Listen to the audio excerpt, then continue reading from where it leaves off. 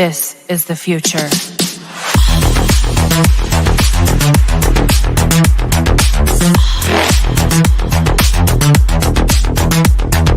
Evolution.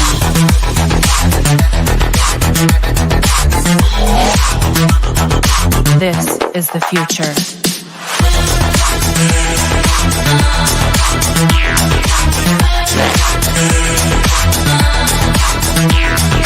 Evolution.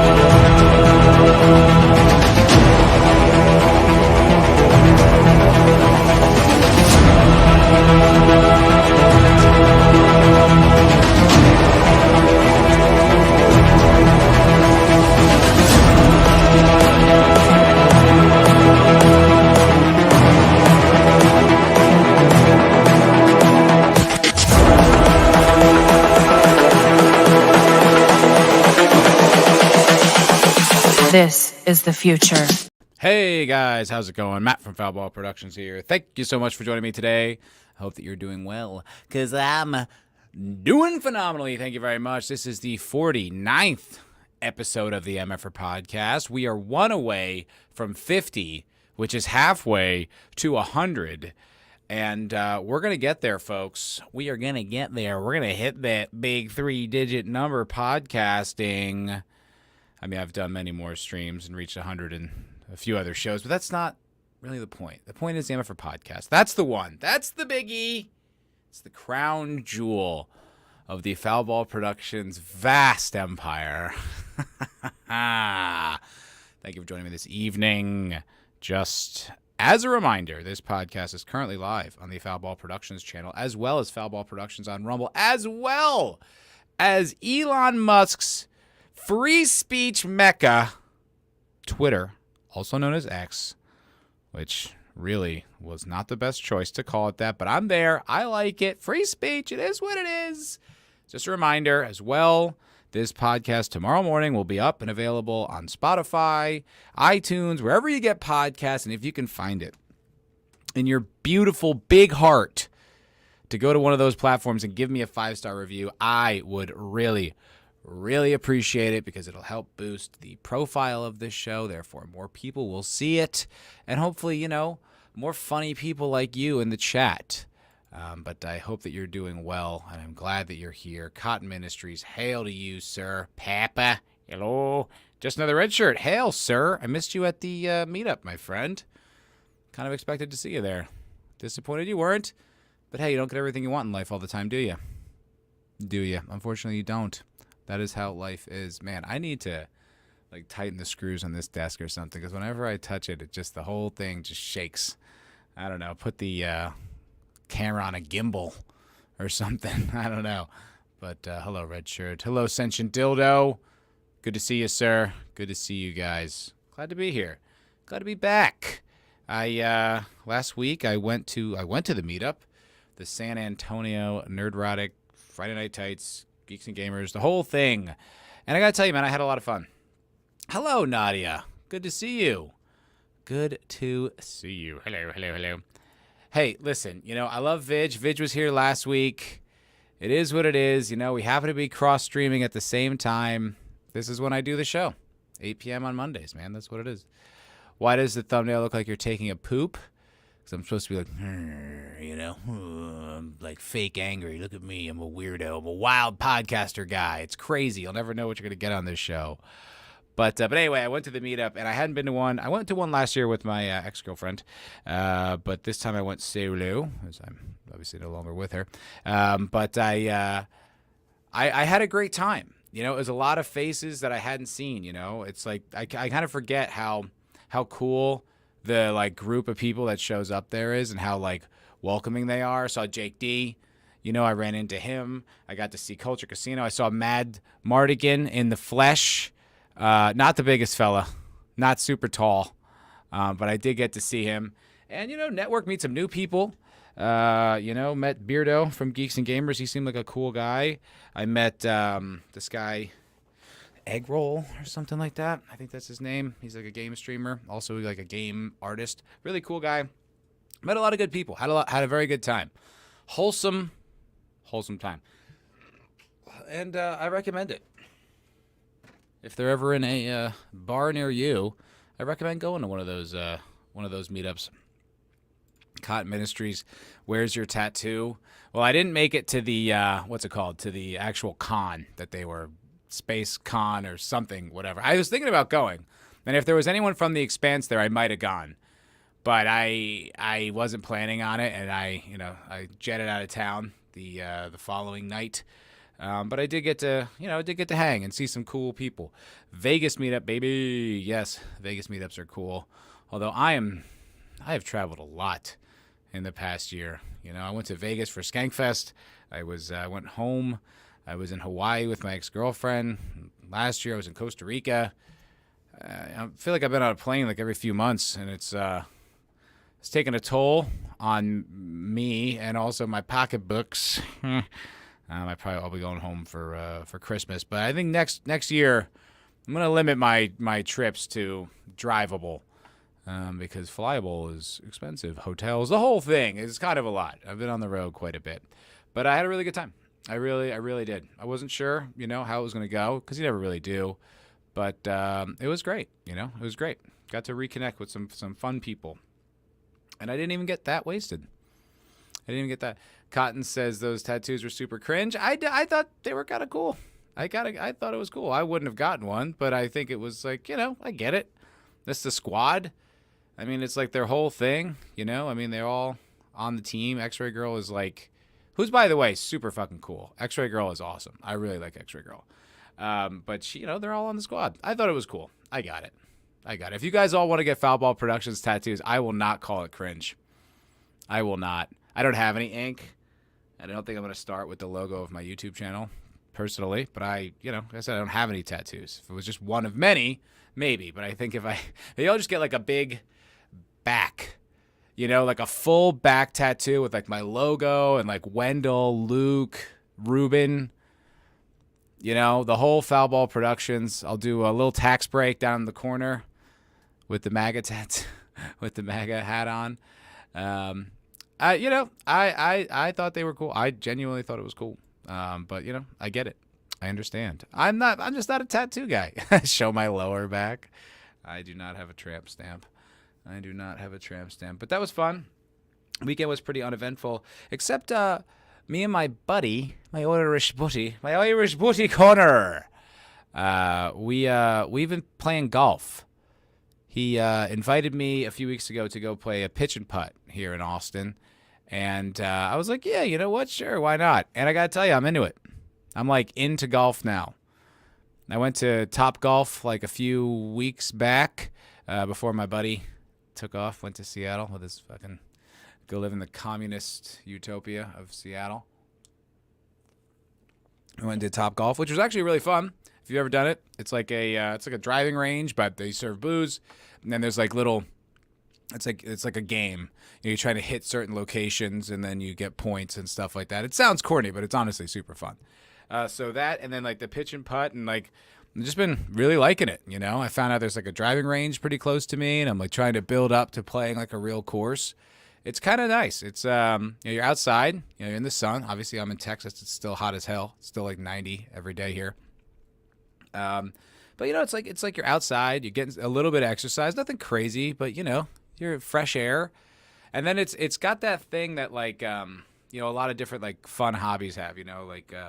Not quite to the level of like a martial art or jiu-jitsu, but you're focusing all your focus on one thing.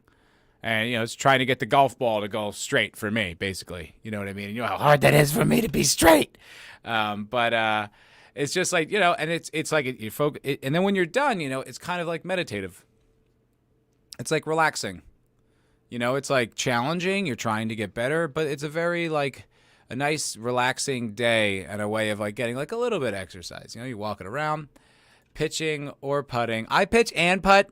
All right, send you dildo. I know that was a homosexual illusion, but that is no. Put a few drinks in your golf bag. Well, the place I go to serves beer and hard seltzers, which you guys know I like the hard seltzers. Call me gay. I don't care. They're delicious and they're low in calories. But the place I go, they serve, and then like halfway through the course, there's like a cart girl who's got like booze for you. So it's great. It's great. What's up, Zax? Good to see you, sir. I was on Zach's channel over the weekend. Had a good time. Had some good laughs. That was a fun time. You know, that was a good show. Circle of Jerks. Recommend that if you're not subscribed to Zach's. Go over there and you can watch the replay of our show. It was really fun. Well, Zach's show that I was on. A pitcher and a catcher. I swing both ways. But yeah. And by the way, next week, Zach's is going to be on this very channel as well as 32 Flavors of Nick Weiser, because we're going to be talking about the election. Going to be talking about, probably talk about some past elections, you know, talk about like what we can expect, how it's doing, if Trump made it all the way into being even potentially to get in there. I went and voted today. Indeed, I did. A zesty seltzer catcher. You know what, Sencha Dildo? You can cast all these aspersions on me all you want, but you know what? I'm living my best life. I'm out here playing golf and drinking hard seltzers. I got no complaints. You know, having my sour straws vape. I'm crushing. I'm crushing right now. Okay, this is what crushing looks like right here. Peak male performance. But yeah, we're gonna be talking about the election and all that. And I went out and voted today. I was getting a little worried that I wasn't going to be able to vote because. So when I was in Vegas, last day in Vegas, this is like almost a month ago now. Me and my buddy stopped by a coffee shop because we had some time to kill before our flight. Couldn't stay at the hotel any longer. Had to go somewhere before we go to the airport, so on and so forth. Go to a coffee shop. My wallet slips out of my pants. They are already closed by the time we go back to find it. It's gone, so I didn't have my wallet. Definitely my fault. Totally understand that. So I had to go to the airport and be like, I don't have my ID, and they had to call this this government institution that had like, you know, all the details of me, asked me like what's my social, what's a car I have registered, where did I get my, you know, first driver's license, questions like that. So I answered it, no problem, got on the plane. Problem is, I left my wallet, which has my driver's license in it. So I called the coffee shop the next day. They're like, oh, yeah, you know, we'll send it out. No problem. I was like, oh, thank you. You guys are the best, you know. Kind of like 10 days goes by. I'm trying to be not too pushy because they're doing me a favor, right? I call them back and I'm like, hey, you know, I'm the guy with the wallet. Did you guys happen to send that out? They're like, oh, no. We had to confirm with you that it was, you know, the address on the license. And I'm like, what possible scam could I be running here? So I found a missing wallet, slipped my own license into it, and then was hoping you'd mail me the wallet? Under what circumstances or scenario could that be anything other than getting the person whose wallet is their wallet? Like, it has the address on the license. It's their wallet. Even if it's not the guy on the other end of the phone, the person whose wallet that is the person who's got the license. I couldn't fathom what the hell they were talking about. I was like, okay, you know, trying not to splinter my teeth by clenching my jaw angrily. So I eventually, I'm like, okay, you know, confirm the address. They're like, oh, great, we'll send it out. It's just like, yeah. I mean, criminal mastermind here, you know, insane. So another 10 days goes by. And I call them, and they're like, oh, yeah. We couldn't send it out yet because our manager had to confirm and had to do it. And I'm like, I will pay you whatever dollar amount it takes for you to send me my friggin' wallet. Please. I need my identification. I canceled all the credit cards. That's no big deal. You just send me a new one. That's nothing. But the license, I need that. Oh my God! Plus, I like that wallet. My dad gave it to me. It's got a little bit of a game-used Mets baseball in it. I want that wallet back. Goddamn people! And then to top it all off, my friend, when he fucks off to Seattle, he's also my roommate. He saw my passport because I've been using my passport as identification around town. He saw my passport, thought it was his passport, and then packed it and brought it to him brought him with him to Seattle.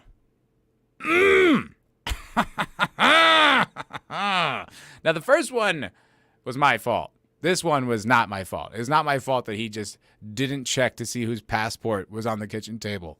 So I've had no ID for like a week or more, week and a half. It's like, oh my God, so enraging. So enraging. Finally, my friend, I didn't get the wallet back, but I got my passport back today. So I was able to go and cast my vote for Tim Walz and Kamala Harris. I've been lying to you. I'm a lib. I'm a white guy for Kamala. I've been tricking you. No, that's not true. I voted for Donald J. Trump. And that felt kind of extra good to cast that vote in Austin, Texas. It felt kind of like, nothing you can do. Nothing you can do. You can't call me racist. None of that'll stop me from doing this.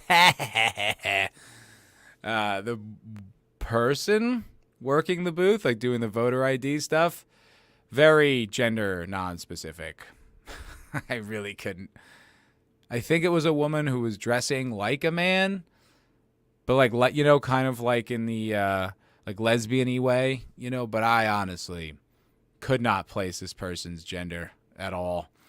And I had a feeling based on like all the earrings and stuff like that. We probably didn't share our same political views. Just a guess. I don't know. Maybe she's a big Trump person. I don't know. But no, it felt extra good. Like there's nothing you can do to stop me. I'm doing it. Not that it matters in the great state of Texas. That's almost certainly going to Trump, but it still felt good. Also felt good to get it out of the way. There was no line. When I went to go vote last time, it was a line. It was a long line. It took a while. And then this time, nope, just shot right in. Early vote. Donald J. Trump. Donald Day Trump. Jesus Christ. And then like, so then the rest of the ticket though, I was like, I don't actually know. Like, I don't even know the local election, which I know is embarrassing. That's the one I probably should know. Not that it matters in a city like Austin. I have no say in what that is. But I basically was like, all right, I'll just go Republican down the ticket unless I see a libertarian. Then just to boost the libertarian numbers, I voted for them. But there were things like head of the Railroad Commission. I don't know. Why is that a voting thing? I don't know who the hell. Why is that? What possible opinion could the average voter have on the Railroad Commission?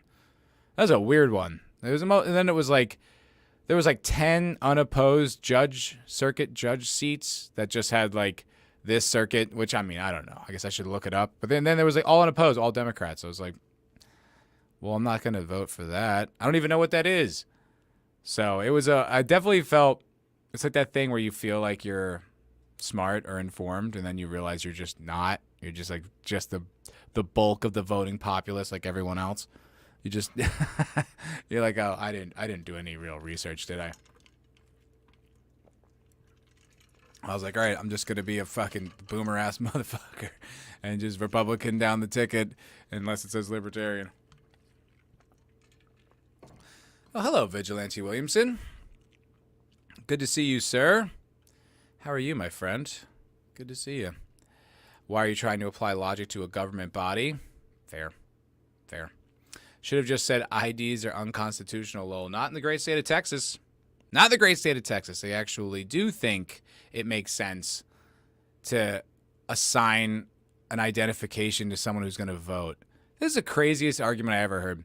I was arguing with some guy. Not arguing, just discussing it. When I worked at the whiskey distillery a few years back.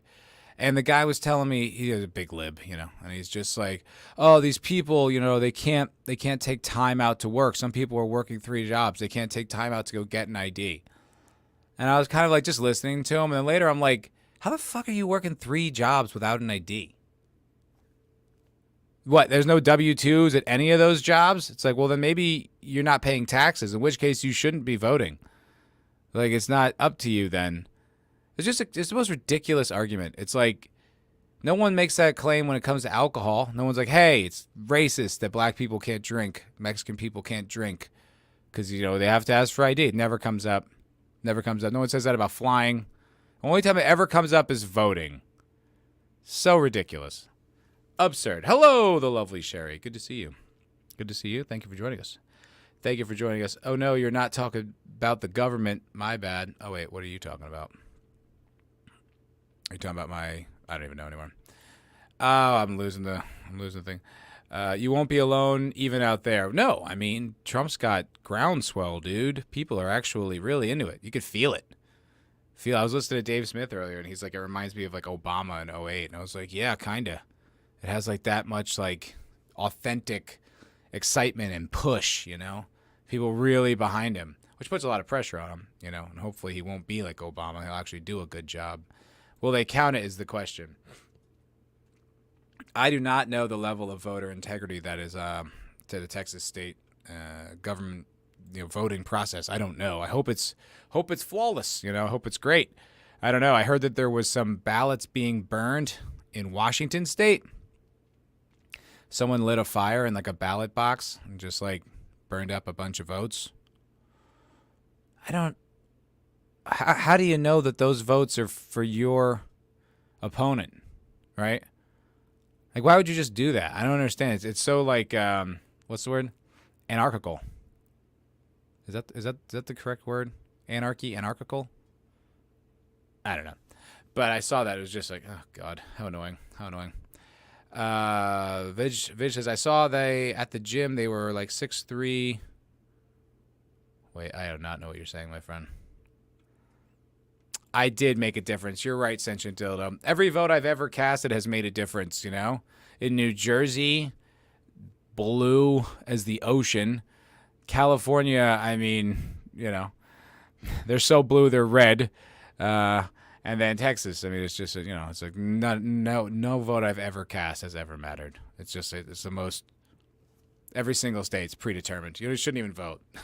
It's going to that state's party. But yeah. Oh, shoot. What's going on here? All them alt-right memes and James Lindsay videos, and you're an uninformed voter. Exactly. That's what I'm saying. I'm just, I think I know things. I don't know shit. I don't know anything. But anyway, yeah. So that it also just kind of felt like a chore to get out of the way. I was like, good, I can do this. Like it was dawning on me, like when I didn't have my passport and I didn't have my license. I'm like, oh shit, I might not be able to vote, and I really wanted to. I hope that that's a good thing and not a lame thing. Like, I was, like, pumped to vote. Like, does that make me really lame? Is that just like, ew, dude, you're excited? Wow, cool. Maybe you're taking this a little too seriously. But I was pumped. I kind of like it. It feels defiant.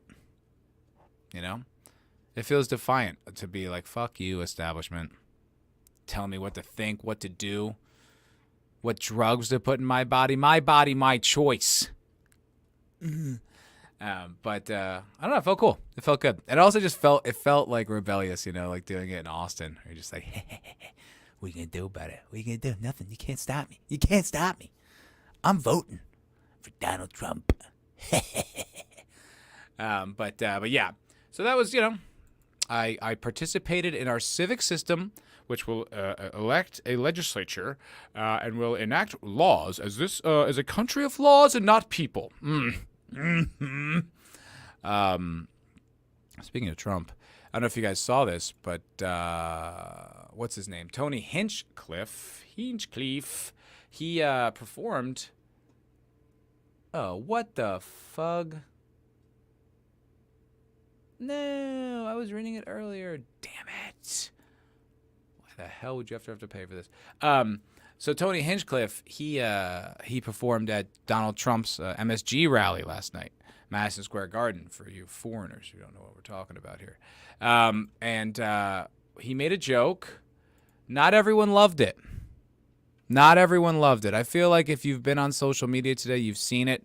But I think I'll show it just for the sake of posterity, just so that we're all on the same, Jesus Christ, we're all on the same page here. And honey, I was going to pull up an article with it in it, but then it was from the Daily Beast, and they wouldn't let, I have to pay. I have to pay to read this horrific trash. Terrible article. Let me see if I can't find the joke. There we go. This is the joke that everyone, all the internet was a light about. There were some like doomer Republicans getting all pissed off. There was Carl Benjamin was going off on the woke right. The libs were losing their minds. Take a listen. It is absolutely wild times. It really, really is. And you know, there's a lot going on. Like, I don't know if you guys know this, but there's literally a floating island of garbage in the middle of the ocean right now. Yeah. I think it's called Puerto Rico. Okay. All right. Okay. We're getting there. No, it is absolutely. So that's it. That's the big deal. Floating island of garbage, and he said Puerto Rico. Well, I mean, that's it for the Trump campaign, I guess. You know why? Because we're not snowflakes in Trump camp, all right? We can take jokes. It's funny. It is kind of funny when people say that until, like, you catch them, like, on something that actually does hurt them, and suddenly they can't take a joke, can they? But I don't really think anyone gives a shit. I will say, maybe Hinchcliff isn't the best booking for a rally like that. Like, that is 100% like a joke that Tony would make all the time. I mean, his jokes are vicious. He's a vicious little munchkin. He's a mean little man, and that's the type of stuff he does. So I don't know who you thought you were booking. You know, maybe they just got so caught up because, you know, he recently sold out Madison Square Garden and he did great on the Tom Brady roast and all that. Maybe he's just like a big personality. It's just kind of like, in retrospect, I mean, you probably should have thought that one through. You know, you probably want someone more like, and maybe he's even a little rough, but more like a Nick DiPaolo. You know, someone who's just going to say all the things for your side, you know, because like that joke about Puerto Rico, while funny, at a political rally, it's like, you know, maybe not the best choice. I mean, I don't care. I didn't even think about it as a bad thing. I was just like, oh, okay, they didn't like that joke. And I moved on. And then when I woke up today and, you know, scrolled Twitter, it's just like everyone's like, I will not be voting for a racist. And then you go and look at their X profile and it's all just like Kamala Harris and like, you know, how much they hate Trump. You're like, all right, well, I mean, nothing changed here. I don't think any needle was moved by this. I really just think it's a story for people to talk about. But, you know, to the Trump camp, maybe not the best. It would have been funnier if Shane went up there and did his Trump. That would have been great. That would have been very funny. I think that would have gone over better and probably was a better booking. Also, you know, like, all due respect, you know, I mean, there's a lot of kind of like pearl clutching that goes on the right and kind of a lot of boomers and stuff like that who aren't going to appreciate that level of humor. So, I mean, let's be real, but I'm pretty sure this is just going to blow over tomorrow and won't be a story. But it has been everywhere today, and I'm so upset I can't read this stupid Daily Beast article because it was like hardcore liberal pearl clutching. And she's like, this comedian, despite saying anything funny, this alleged comic, you're like, he's literally one of the biggest comedians in the world. He sold out Madison Square Garden twice.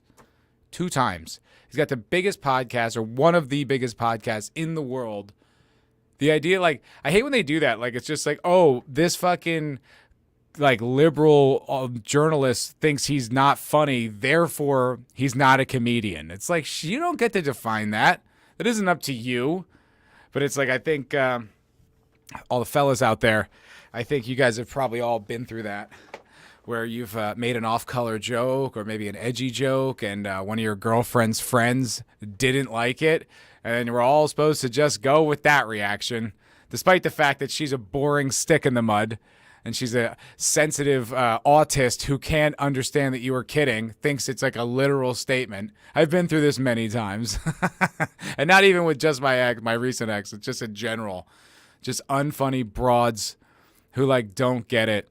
I think it was like Ryan Long was talking about this like years ago. And the reason why he started the Boys Cast, because he's just like, when you're hanging out with boys and like, a guy from a different race or, whatever ethnicity background comes over, you don't really change what you're talking about. You pretty much just kind of keep it the same. But when girls come over, you definitely change.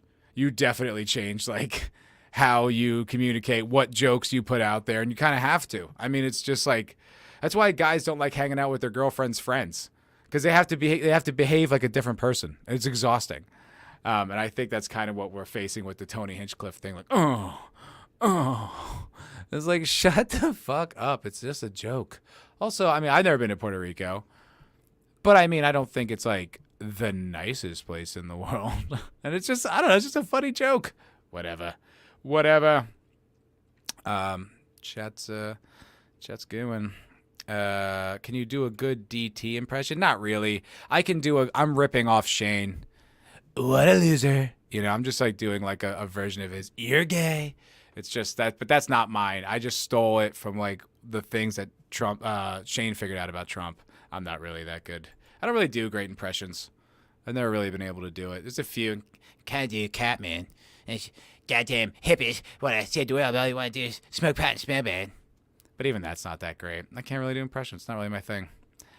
Canceled Tony again. This time I hurt him really bad. That was the other thing too. It's just like the only negative outcome this could possibly have is on the Trump campaign. It's not going to hurt Tony Hinchcliff. It's just like none of his fans are going to be like, what did he say? He made a racist joke. He made a mean, vicious joke. Whoa, not Tony Hinchcliff. Get the hell out of here. Oh, this is the first time you heard it, Zax? Yeah. I mean, that's it. That's all. Made a joke about Puerto Rico being a floating pile of garbage. That's the whole joke. That was it. That was the entire, long and short of the entire joke. Lame people need to have a sense of humor. I mean, yeah, or we just need to not listen to them when they don't have one. It's not our problem. Sucks you're an unfunny bore. Oh well. Other people are laughing. Just because you're not, it doesn't actually matter. I really feel like that's the kind of way we need to adapt. That's the perspective we need to all collectively adopt. It's just like, okay, yeah, we don't care. Like, you're the boring one here. It's like, it doesn't matter. It doesn't matter. His whole speech was good. Yeah, no, it seemed like it was pretty good. I thought like when I first heard Tony was doing it, I was like, that's great. That looks awesome. Tony's a big deal. Yitch. But I mean, whatever. It's just there's 9/11 jokes. Yes, exactly. It was a mid joke, but not that controversial. It's just like it's controversial because it's not all that funny. Yeah, it really wasn't like the funniest joke, but I also feel like that's kind of a tough. They're not there for comedy, right? They're there for political home runs. They want to hear, because even that joke didn't do that great in that room. He addresses it after that. He's like, oh, okay, all right. Well, I don't normally have to follow the national anthem.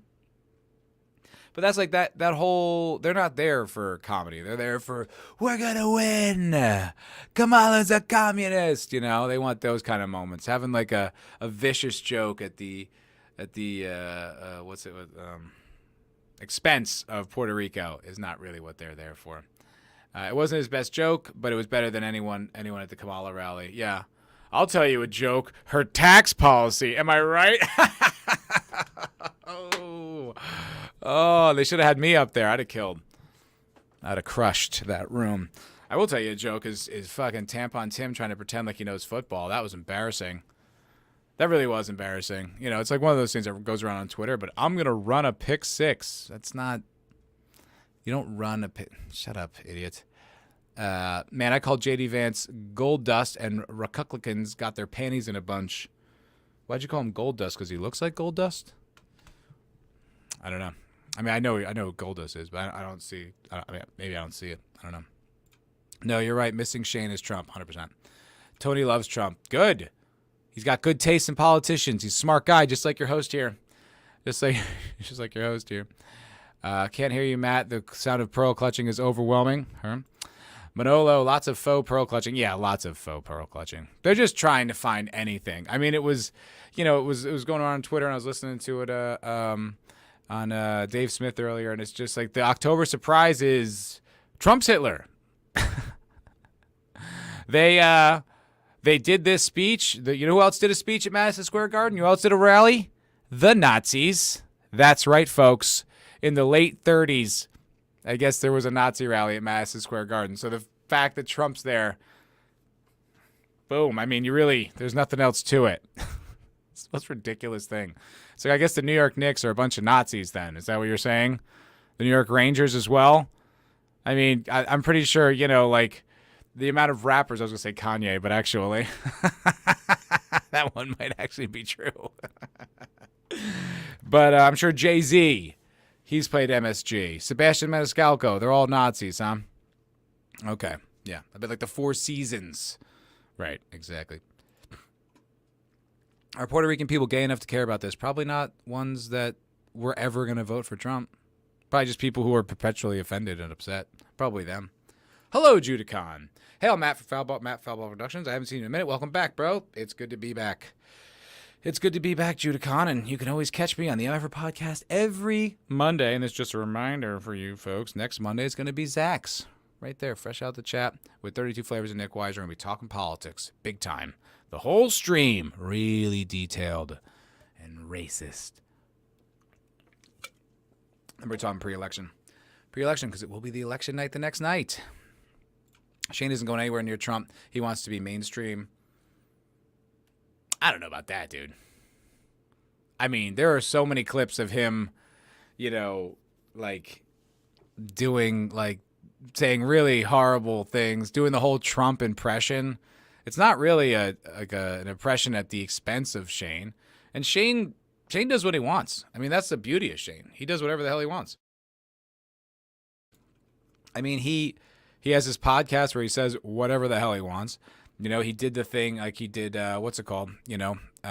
Kill Tony, as Trump and, dropping all kinds of crazy lines and stuff. And I don't know. I don't see it like that. I mean, Bud Light came to him to rescue their brand, not the other way around. And the only real mainstream thing he has beyond that is tires on Netflix. But, you can see Netflix is not, they don't really care anymore. They don't really care anymore. I mean, they did the whole Tony Hinchcliffe's roast of Tom Brady. There was 1,000 gay jokes on it. I don't really see it that way. I think he's a cowboy. He's a cultural cowboy out there on the frontier, on the range. Hannah Gatsby is a comedian, though. Good point, Vidge. I imagine that same journalist wasn't like, this comedian telling jokes. Yeah. Conservative inks boomers are whammon. They get lame, and there's still people who are, it's just like, cursing's bad. I don't like that. I don't care for that kind of.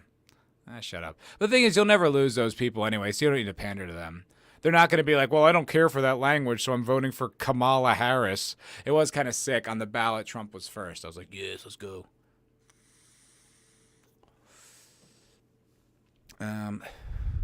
Oh, yeah. Good point, Manolo.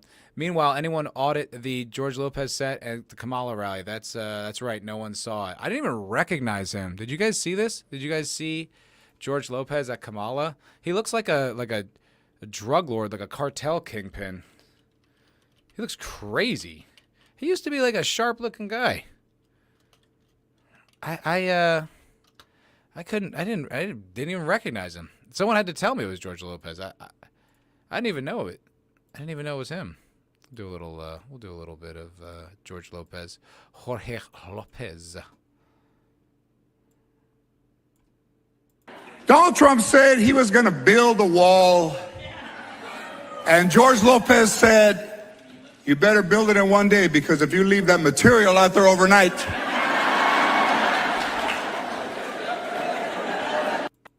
That's racist. That was a racist joke, George. Where's the outrage there? Suggesting Mexican steel? That's racist, and I don't care for that kind of humor. You know what? I was going to, but now I'm not going to vote for Kamala. I'm not doing it now. Not with racist supporters like that. That's crazy. What even is the joke there? I mean, it's kind of like the same thing as like Tony. It's just kind of like, who are you playing? Who's that joke for? It's kind of like, it's not even that bad, but it's just kind of like, wait, what? Like, your supporters aren't going to be like, oh yeah, that's great. You know, I like that we're making jokes that Mexicans steal. It's just like, wait a minute, you're at the wrong rally, George. MSG is where you want to be. Political rallies seem like lame gigs, but I bet they pay well. I bet they do. I bet they do pay really well. And I don't know, man. Trump's been making them pretty fun until you get to the speeches. Then I'm like, whatever. But I mean, you got the Hulkster ripping off his shirt. You got Hinchcliff, you know. You got like all these like fun people, you know, this music, you know. Lee Greenwood playing Proud to Be an American, which one time when I was working at the last bar I worked at before I got hurt, me and my buddy were working there. We were bored. So we played Lee Greenwood, Proud to Be an American. Yo, in a bar, that is utterly hilarious. And then people were walking in like, is this Proud to Be an American? I didn't remember how operatic that song is. It's so like grandiose, and I'm proud to be an American, and it's like operatic. It's like so over the top. Playing that in a bar is hilarious. Hello, Glinser. Was that George Lopez or the Geico caveman? Yeah, exactly. He looks like one of those cartel leaders who've been like on the run, you know, haven't had time to shave. It was wild.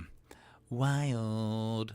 You totally hang out with Randy Quaid? Oh yeah, I went through a list of all the Trump-supporting celebrities, and Randy Quaid's on there, as well as Dennis Quaid, funnily enough. And I got to be honest, the most interesting person on that list to me was that guy, Zachary Levi? Is that his name? The guy who's in the Shazam movie? That's kind of impressive. I mean, I don't think necessarily the Shazam movie franchise is like over. And the idea that like a mainstream Hollywood lead actor like that, a younger one at that, is like outwardly supporting Trump, that's pretty cool. I think that's pretty badass. It's like, wow, that's brave, man. You got a lot more to lose than most.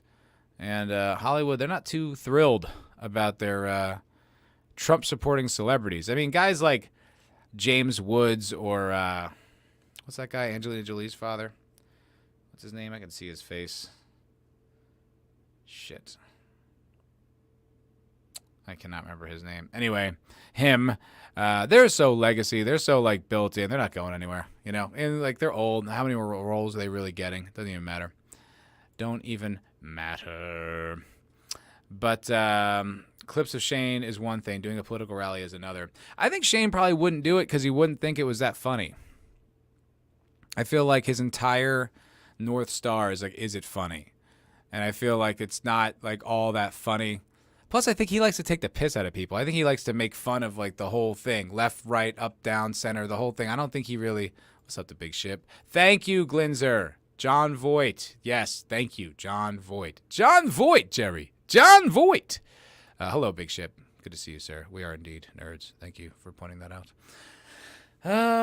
What else? What else we got going on here? Oh, I don't know if I want to keep talking about Trump. I mean, I saw Trump on Rogan. I watched about an hour of it, which was honestly kind of not easy. You know, like I'm a Trump supporter. It's very clear, but I don't really listen to the extended speeches. You know, kind of the same shit. I mean, I feel like I've been hearing it a lot, and I'm like, great, go do that. But I just to sit and listen to the whole thing, the response was super positive. People were like really into it. Like the clips, the response, you know, it's hard to even I don't even think the libs had too many things to dunk on him about, you know. It was just kind of, he did good. You know, he sat there for 3 hours and just talked. And Rogan is to be consumed in 1 minute clips only. He did a pretty good job, I thought, with Trump. You know, I think with like the bigger guests or people he doesn't really know or he's not familiar with, he really lets them talk. And he like really, you know, tried to keep tried to keep Trump on topic a few times, and he's like, "Yeah, you're really, what's he call it, the weave? You've like really weaved off very far." You know, he kept trying to get him to direct answers. It wasn't like an aggressive interview. It wasn't like he was trying to get him, but he was genuinely having a real conversation with him, and he's just like, "Wait, everybody knows that," and then like get back to the point. Like he wasn't dealing with him with kid gloves. He certainly wasn't looking like all reverence to him and like, you know, treating him like, you know, infantilizingly, if that's a word. But he was, you know, really having a conversation with Trump, you know. I just got bored with it, you know. An hour is a fair amount. Another 2 hours, it's like, I don't know if the conversation started going into other realms, because that's actually what I do really like listening to Trump. Like he did, what's that show called? UFC Unfiltered with Jim Norton and Matt Serra. I thought that was really interesting. They just sat there and talked about fighting for, you know, an hour. It was great. It was really interesting. Cotton Ministries, Papa said, I listened to it last night. Did you like it? You know, 3 hours is a long time to sit there and talk about politics. You know, it's just kind of like, all right, okay, all right. Let's move on. I'm getting bored talking about it right now. It's been 30 minutes. But, you know, I thought it was a good thing that it happened. There was controversy today because actually YouTube and Google did try to suppress it. Like I saw it going around on Twitter, on X, and it was just like, oh, if you search this, it won't come up. And I was like, shut up. Yes, it will. And I checked it. And no, actually, you couldn't. It did not come up. If you searched into YouTube, Joe Rogan, Trump, bunch of clips came up. Then I tried full interview, and it did not show up. Now, granted, it wasn't like it was buried. It wasn't like it was impossible to find. All you really had to do was just go to Joe Rogan's, like, you know, homepage, or like JRE, and just go there and find it. It's the top video. But that's crazy. A presidential candidate sat down with the biggest podcaster in the world, and you're suppressing it. It's just like, wow, dude, so biased, man. It's crazy. It's like you don't even really need to touch that one. It's going to be so successful whether or not you promote it. Just let it go. Hey, what's up, Wake Down? Good to see you, brother. Good to see you, my friend. How you doing? Trump has hosted some big fights, especially boxing. Yeah, that's why that conversation was so interesting, because he like really knew what he was talking about. Really gave a shit about like fighting. But yeah, it was so ridiculous. And then I guess like Elon pointed it out, and then they fixed it. So now if you go on YouTube and search it, it will be the first result. It's like what it should be. Joe Rogan, Trump, it should be the first result. 35 million views in like a day and a half or whatever it is. Yeah, that should be the first thing that comes up. Easy. That's like the algorithm you don't even need to try. It's like the top, it should be the top. I mean, it's just so stupid. It's like obviously you're suppressing it. And to what end?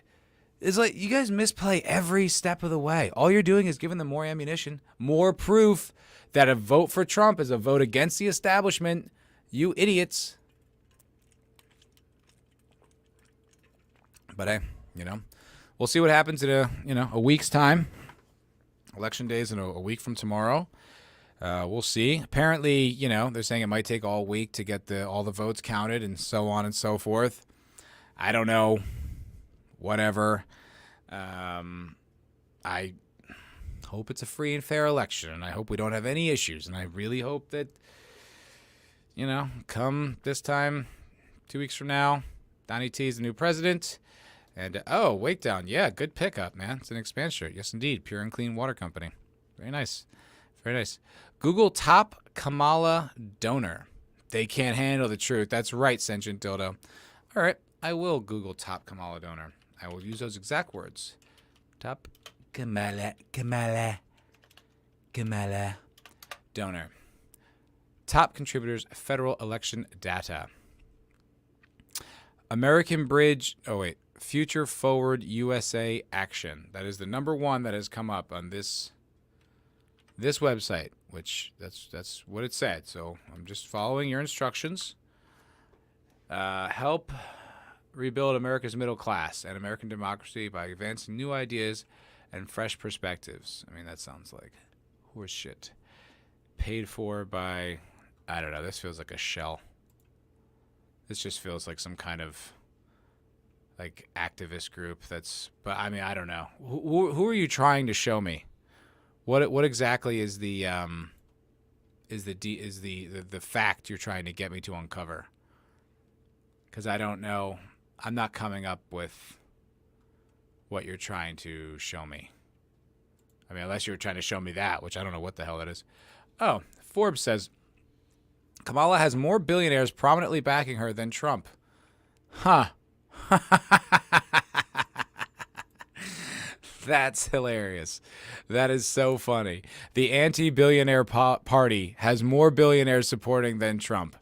The entire narrative against Trump is that he's going to help his friends, that he's going to cut government and then like give all the money, his cronies like Elon and all like his rich buddies, blah, blah, blah.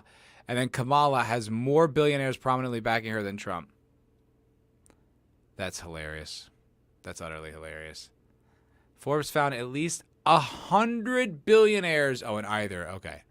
100 billionaires in either Trump or Kamala, with many more backing Harris. Wow. 82 billionaires supporting Harris. 82. You think that's because they think they're going to get taxed more? You think they're going to be doing their fair share, as you say? You think that's why they're supporting her? They're like, oh, you know what? I love this girl. I don't want to have as much money.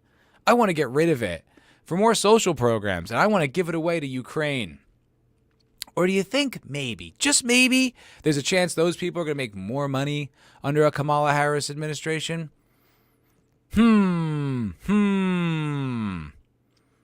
Unreal. Unbelievable. Google is top corporate donor. Ah, yes. Well, that actually makes sense. Good call, Manolo. Good call, Manolo. That makes perfect sense. Glad you approve. Wake down. As a 49ers fan's prop to Nick Bosa for flashing his MAGA hat during the 49ers postgame. I saw that. That was cool. Yeah, that's what I mean with this election. It's different. I see so much just different responses. I was talking about this last time with Vidge, but I mean, there's like an Instagram account that I follow. It's like 365 Austin. It's like just what's going on in the city of Austin. And anytime it's political, anytime Trump comes up, the entire comment section is full of Trump, pro Trump, and that's not how it used to be. It's just different now. It's not like a social death sentence to be a public Trump supporter. Like, it's okay now. And I think that has changed a lot. I think it's going to change a lot of the outcome of the election. And just culturally, you can just kind of feel it in the air. It's just a little bit different. When they say they rebuild the middle class, they mean replace the middle class. Yes, true wake down. Build back better, middle class. Oh, yeah, that reminds me. I have some cringe. That's right. I have some cringe. I'll read a few more of your guys' super chat or just chats, and then we'll get into the cringe. I think he means Google's a top donor, though the billionaire status is hilarious. That's pretty funny, eh? I didn't even know that. That's just something I just discovered now. So funny. The left is like anti-billionaire, pro-taxes, and it's like all these billionaires. Sus. LA liberals, Trump is a rich fat cat who thinks he can buy anything. Damn these super rich. Oh, and go Dodgers. I will say go Dodgers, though, over the Yankees. Boy, I do not like them. Okay, cool. I got some Kamala cringe. So this was a recent speech she did. I'm not entirely sure where, but it was going around on Twitter earlier today, and I thought it was hilarious. There might be some slight editing just to kind of cinch it up, but it's just an hour long. It's just an hour long. Just an hour long of Kamala Harris, guys. Strap in. No, it's just a minute long. Here we go. We were born for a time such as this, and I have faith He is going to carry us forward, and the road ahead won't be easy. It will require perseverance and hard work. Can I get an amen? But in times of uncertainty, Scripture reminds us, weeping may endure for a night, but joy cometh in the morning. Do you feel joy? Say joy. The path may seem hard, the work may seem heavy, but joy cometh in the morning. Only God can give that woman the kind of joy she had right there. And church, morning is on its way. God bless you. God bless America. Can I get an amen? There might have been a little editing there on my part, but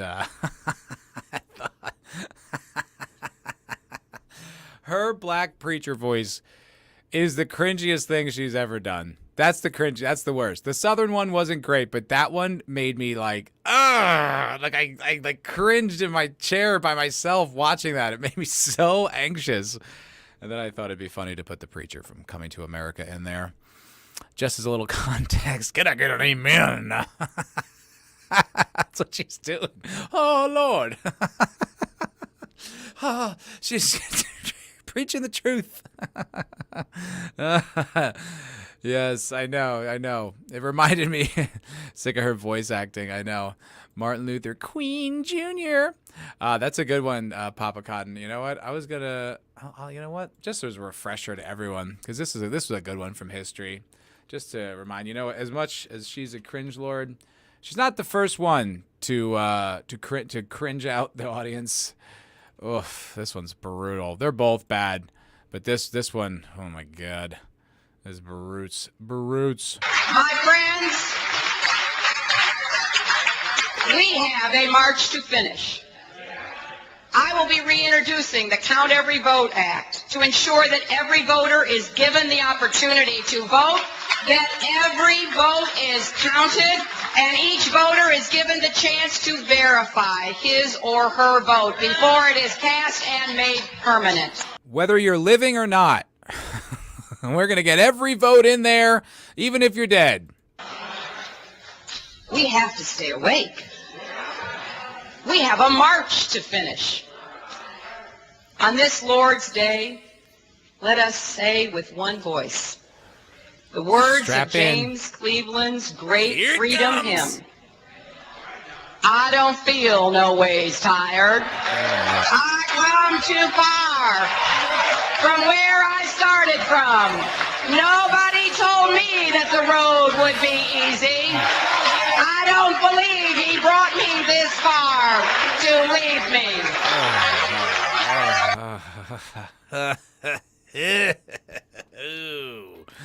Brutal. Man, those are rough. Wake down. My YouTube channel is so dead it votes blue. Oh my God. She invited to the cookout. Yes, indeed. Oh my God. Oh my word.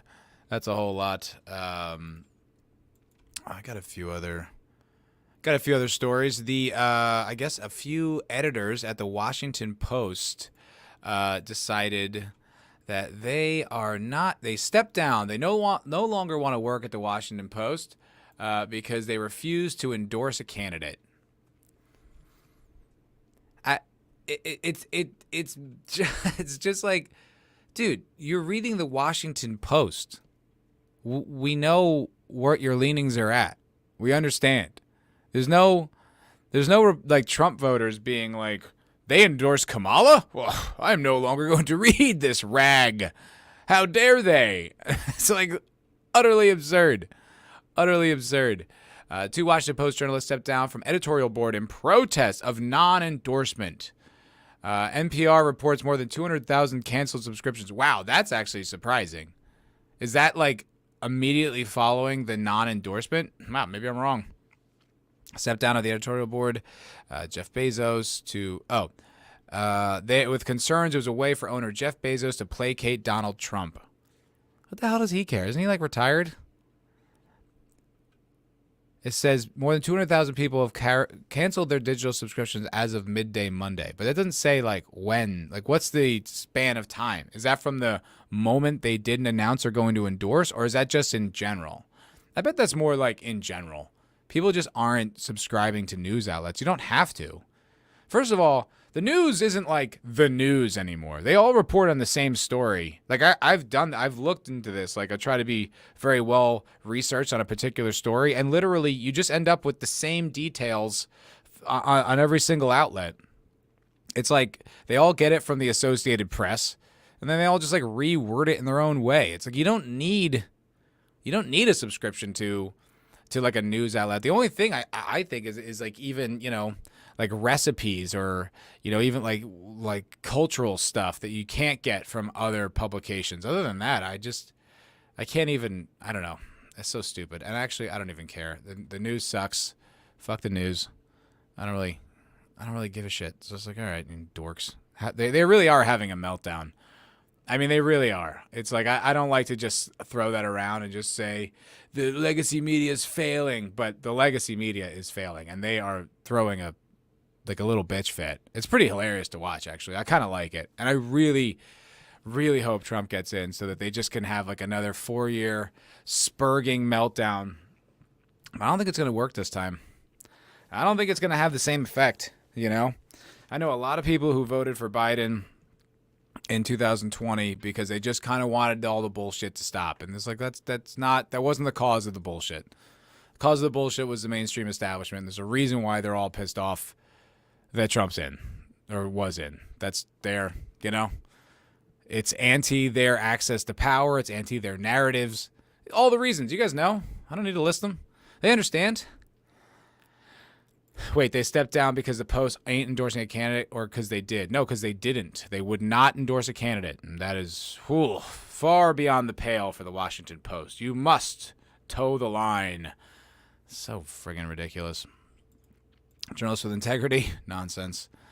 I would assume that it's just people realizing they're paying people to lie to them. MSM is losing steam. I agree. I genuinely agree. I really don't think it works the way it used to. They tried like an October surprise or whatever as they call it with some model claiming that, you know, Trump groped her 4 decades ago or whatever, and it just came and went. No one gave a shit. You know, I think in the past, without, you know, the years of them being exposed, it probably would have been a story, but not anymore. I mean, I really don't think he's selling out Madison Square Garden because like the mainstream media still has the influence they do. I really don't think they do. I mean, I remember when he first got elected, like every single day or every week there was some story that was Trump's over, bombshell. And then none of them stuck. None of them were anything. The only thing they ever got him on was devaluing the value of his condo or some shit, which is like standard real estate practices I have understood it to be. And the Stormy Daniels thing. That's like all they could get him on. All the digging, all the probing. If you're working that hard to bring down a guy and he comes back kind of clean on the end, maybe he's not such a bad guy. Did that ever dawn on you? It's like, how wrong can you be? You just continue to be wrong, and you never, am I kind of being a dick? Although I do think some people are. I do think a lot of people are just like, okay, you know what? Maybe they're lying. Maybe it's bullshit. Maybe I don't need to be this passionately hateful of the man. I don't know. I'm moving on for politics, though, because I'm getting bored. I'm getting bored talking about it. I have some other stories I could go to, but there's really only one I wanted to talk about. And this is just because I'm a big fan. So, I don't know if you guys have heard about this. We're switching right over to entertainment. William H. Macy joins Paramount's The Running Man. So if you guys are familiar with The Running Man, it was originally a novel or a novella by Stephen King, which was turned into a 80s, in my opinion, classic action movie, which is pretty dope. That voting high wearing off, Matt. Yeah. You know, I need more. I gotta go campaign for Trump or something like that. I need another hit. You know, I gotta get that dopamine flood. Yes, so they're remaking The Running Man. Growing more. Now, here's the thing. Running Man, but directed by Edgar Wright. Now, in my opinion, Edgar Wright has really fallen off of late. I did not care for Baby Driver. In fact, I thought it was flat out bad. I hated it. When I was sitting in the theater hating Baby Driver. Did not care for it. Like, was just like, I remember when it opened and the kids like walking down the street listening to music and like dancing or skipping or something like that. And then I'm like, why are they holding on this for so long? And then it dawned on me. I'm like, oh my God, am I supposed to find this like cute and adorable? Ew, I don't. This is lame as hell. And the whole movie it's a paper thin concept It's like, and basically it was just so that Edgar Wright could do car chases to music he likes. I mean, that was my impression of the film. It's so dumb. They built up a really good villain with Jamie Foxx, and then they kill him. He's just dead. And then, oh, now the villain's John Hamm. This is so stupid. And then Kevin Spacey is like this evil, like, you know, mob boss guy. And then actually he saves the day because young love or something. It was so stupid. Such a bad, bad movie. And then he did that other, it's not why. It's true. I can't drive a stick, but that's not why. But then they did that other movie that I don't even know what, with Matt Smith, the fucking some time traveling hooker killer or some shit. I don't know. I had no interest. I didn't really give a shit. But Edgar Wright has made some bangers. I mean, he made Hot Fuzz, Shaun of the Dead. You know, maybe not the best, but World's End, still a pretty good movie, and Scott Pilgrim vs. the World, which I think almost all those movies are awesome. Somebody dig up Lofty. He loves Baby Driver. Oof, well, he's wrong. Baby Driver sucks. Boo. Why can't you drive a stick shift? I just never have. I mean, I'm sure I could. It's not that hard. It just never has come up in my life. And no one I've known has owned one where I would learn how to do it. But I just, you know, just don't. I don't know why. In case like the apocalypse comes and I have to drive a stick, it's literally never come up, and I'm almost 40. I don't know. Yeah, exactly. Young love ending. Terrible. But that being said, Edgar Wright does have it in him to make really good movies. So I don't know. Let's see here. Growing more impressive by the day, the cast of Edgar Wright's Paramount pick, so it's a picture, not a series, The Running Man has added William H. Macy to its ranks. Details to Macy's role are under wraps. He joins an ensemble led by Glenn Powell. Wait, that name sounds familiar. Who's Glenn Powell? I know that name. Who dat be? Who dat be? That guy. I don't think I've ever seen him in anything. Oh, he was in Top Gun Maverick? Okay. I know his face. Oh, they're doing a Top Gun 3? Is that a real thing? Oh, they are doing a Top Gun 3. Of course they are. Nah, all right. That's overstaying its welcome. But anyway, okay, Glenn Powell's in it. Josh Brolin, hell yeah. Carl Glusman. Carl Glusman? Is that the... I do not know who that is. No idea who Carl Glusman is. Probably some young male ingenue. Katie O'Brien, Daniel Ezra, Lee Pace. Oh, Lee Pace. Okay. Jamie Lawson, Michael Cera, and Amelia Jones. Wow, I am out of touch. I do not know who most of those people are. There was a time when I knew who, like, every single name, like, when you'd read these things. I do not know who the hell that is. But anyway... based on the classic Stephen King novel written under pen name Richard Bachman, The Running Man is set in an oppressive future where the government controls the media. Yes, an impressive, a fictional universe. Certainly not the one that we live in today. Not in any way whatsoever. This is some far-off, fictional, dystopic. Can you even imagine?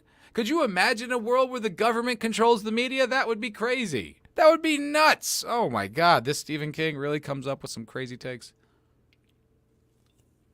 The story follows Ben Richards as he volunteers to participate in a deadly game show, which will see him hunted by professional killers over the course of 30 days. Should he survive, he'll win a cash prize that will help save his sick child and lift his family out of a hard living situation. Wright's feature take is the second on the heels of TriStar's 1987 Schwarzenegger star. He wrote the script with Michael Bacall and will produce alongside partner Nira Park and Simon Kinberg, with George Linder executive producing. The film is slated for release in about a year. Okay. Look, I don't know. I really like the 87 version. I think it's a great movie. I think it's super fun. I read the novel, or I think I listened to it or whatever, the novella. The novella kind of sucks. They did a much better version with the movie. In the novella, like it spans a city, kind of like the whole country, so you can be chased anywhere, which is like an absurd premise. Like you're like, so there would almost certainly be collateral damage every single time.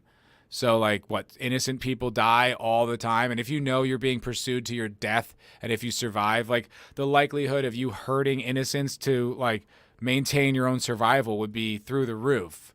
So, what is this concept? It's stupid. The idea of how they did it in that big arena, like the Hunger Games or whatever, is way more plausible and smart. And the way they do it, it's so over the top. It's like bringing back gladiators, and they have like the favorite, like the stars that everyone likes, kind of making it like professional wrestling. Is brilliant. It's such a smart adaptation of the original concept. I think that was the totally the move.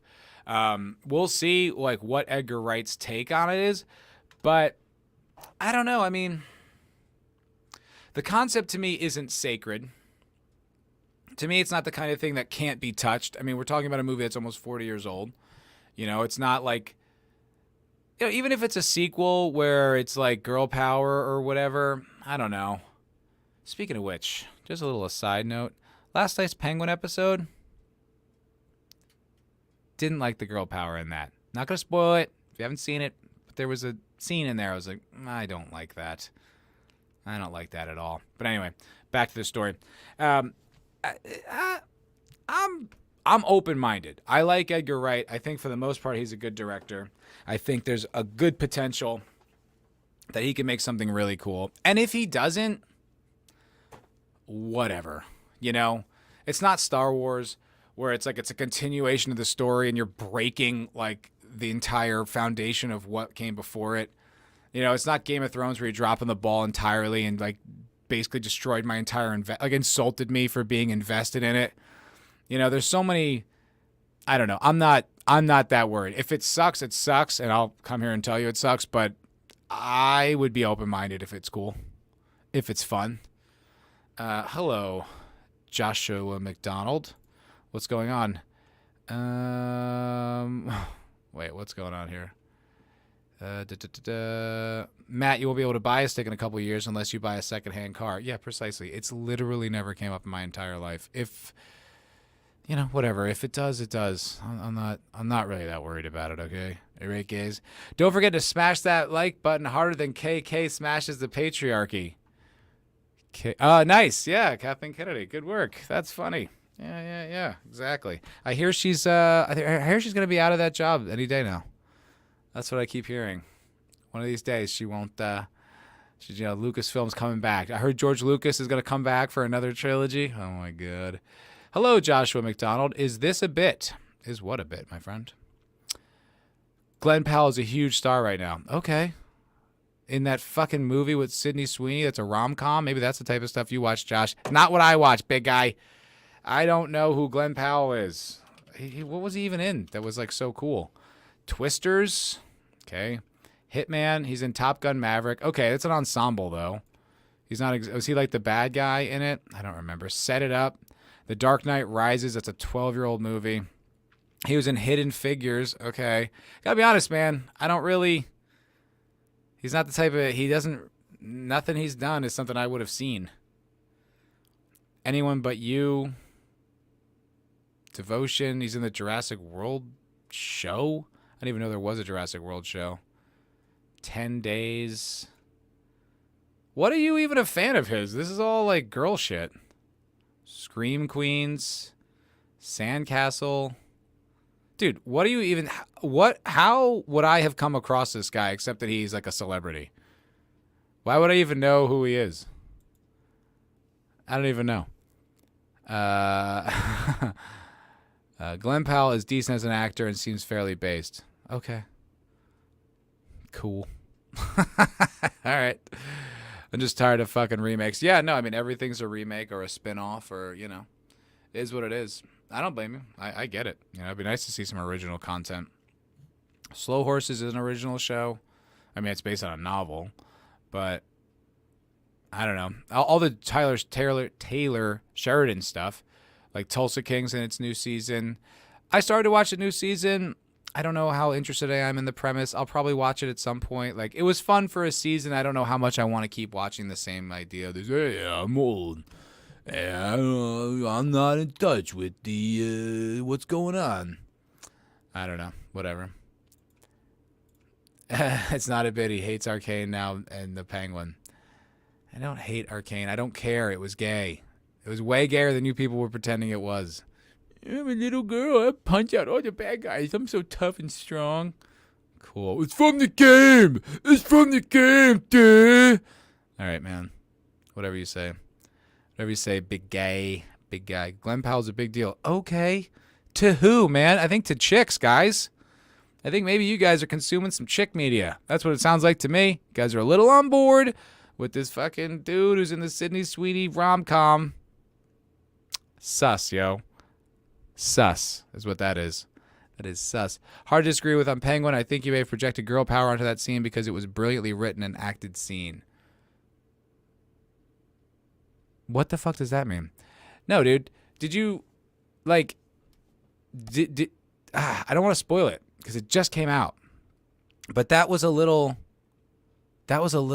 girl power-y bullshit. Kind of like, why did you just do that to him? What did he do to you? Like, I was so just like, well, we've both had it hard. So, yeah, girl, I'll let you fucking kill his mom.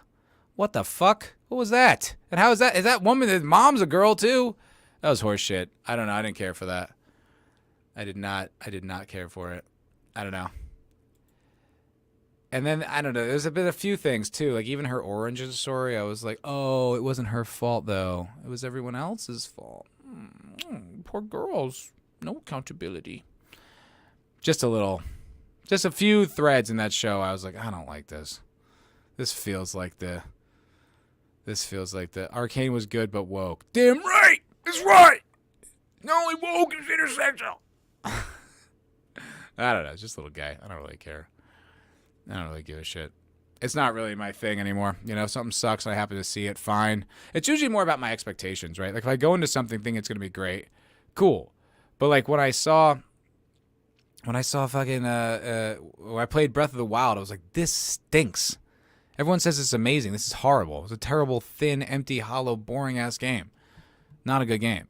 But, like, if something's, like, the hype is that it sucks, or I go in, I'm like, this sucks! It's like, well, why am I mad? I mean, you knew it was going to suck. It's like, yeah, that's, like, the expectation. Like, what'd you think you were going to get out of this? I don't know. Anyway. I think Glen Powell's for chicks, Josh. That's what I think. And I think maybe deep down, maybe you're trans.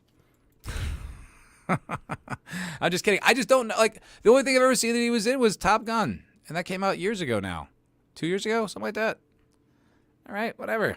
Yeah, 2 years ago, Top Gun Maverick. Okay, it was a good movie. Since then, he did Twisters, which I didn't see, obviously. And Anyone But You, the rom-com with Sydney Sweeney. Okay, no. Hitman. I didn't even hear about that movie. I don't even know what that is. He plays Gary Johnson. Oh, it looks like another. A professional moonlighting as a hitman. Ooh. Wow, how clever. The cutting edge of storytelling. Sorts for his city police department descends into a dangerous, dubious territory where he finds himself attracted to a woman who enlists his services. Well, this is going to get wacky. This is going to be crazy. What kind of shenanigans is he going to get into out there? Oh, boy. I don't know. Well, I hope he comes out the other side better for it. Boo. Boo. What sus is you referring to Glen Powell as the dude from the Sydney Sweeney rom-com? Most people just say Top Gun Maverick unless they're chicks or faggots. I'm not going to remember the fifth lead in the Top Gun Maverick movie, dude. And then be like, oh, you don't know him? Where have you been?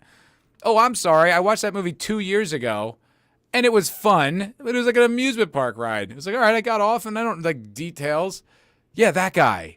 You remember the bad-ish guy from the antagonizing the secondary character? Oh, yeah, right. I couldn't picture his face. You don't know him? How could you not know him? Because he's never done anything in a lead role that I would have seen. Obviously.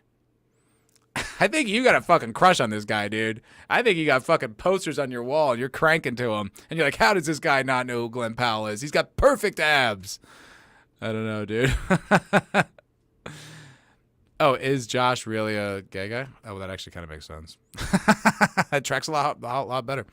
A lot more. I don't know. A for real guy. Yeah, that makes more sense. Honestly, that really makes way more sense. Because I've never seen anything with Sydney Sweeney in it, and I know the hell she is. That makes a lot more sense, Josh. Yeah, okay, that tracks. Yeah, okay. Yeah, all right, well, there we go. He plays Hangman Matt. He's like the bad guy who turns good at the end. Okay, whatever. Big deal. All right, not like the best movie I've ever seen. It's fine if you don't know him, but if you're going to cover media, you should probably know your stuff. Just saying. I'm fine, dude, being completely ignorant on who the hell, I already forgot his name, Glenn Powell is. I don't care, dude. It doesn't matter to me. Like, all right, fine. Glenn Powell. I don't care. Like, I can't care. I can't even get upset about it. I don't give a shit. It's just funny you're, like, antagonizing me for this, like, very much, like, D-tier actor who's, like, probably on the come up. That's great. Good for him, but I don't, like, know him. He's never done anything I've ever seen. Hello, Janet Banana. Thanks for popping in. Abomination AJ, what's going on, y'all? Everybody's popping in here towards the end of my stream, but it's good to see you guys. Thank you for getting in here. I was just gotten to a spat with Josh over not knowing who Glenn Powell is. Maybe I should do, I guess everyone knows now, but I'd like to do like a what's it called, like a poll and see if you knew who Glenn Powell was before this came up. I just did not. I did not. I